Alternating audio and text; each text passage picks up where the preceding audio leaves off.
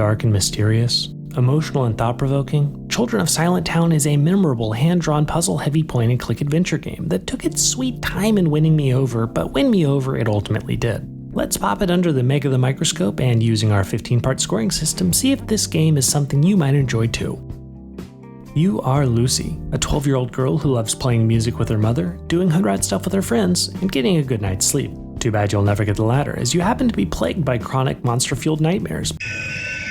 But who could blame you? Your town is surrounded by them, and they keep kidnapping those you hold dear. Rude. Discouraged from investigating and kept in the dark by adults admittedly correctly fearing for your safety, you nevertheless decide to take matters into your own hands and brave the ominous forest beyond Silentown's walls. Oh, but not before completing your long list of boring chores and doing whatever it is 12-year-old girls do. After that painfully slow start, Children of Silentown's patient and peculiar plot will gradually grow into something rather fascinating, and I'm still thinking about it. Is it all a big metaphor for life under authoritarian rule, or perhaps something less literal, a psychological commentary on fear itself, perhaps? Whatever it is, I consider both the game's plot and its well-written realistic characters a strength, though the stiff text-based dialogue is occasionally a chore to click through.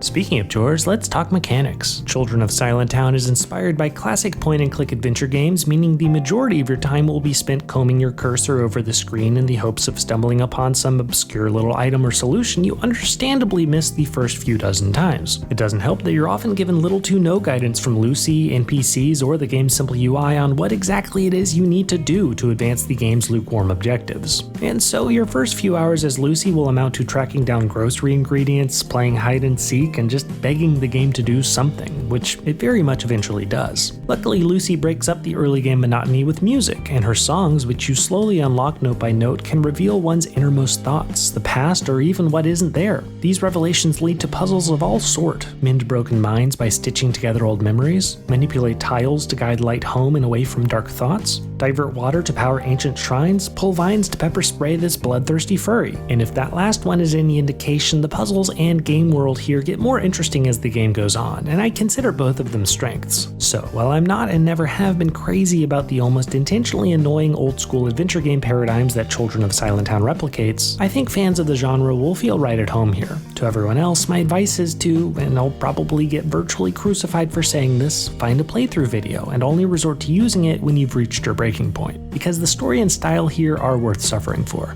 Speaking of style, Children of Silentown's developer, Elf Games, is no stranger to creating eye-catching art, and Silentown is no exception. Hand-painted backgrounds and cute if unsettling character designs add to the world's charm and mystery alike, and the game's handful of chapters are broken up by occasionally breathtaking cutscenes. However, things often fade to black to cover up for missing animations, and what we do get here is pretty jumpy and immersion-killing. The soundtrack, meanwhile, is beautiful, if a tad repetitive early on. It's also occasionally absent. We aren't treated to, for example, the duets between Lucy and her mother, and Lucy will often remark on hearing songs in the distance that we never do. But these problems are insignificant when juxtaposed with the game's disappointing sound design.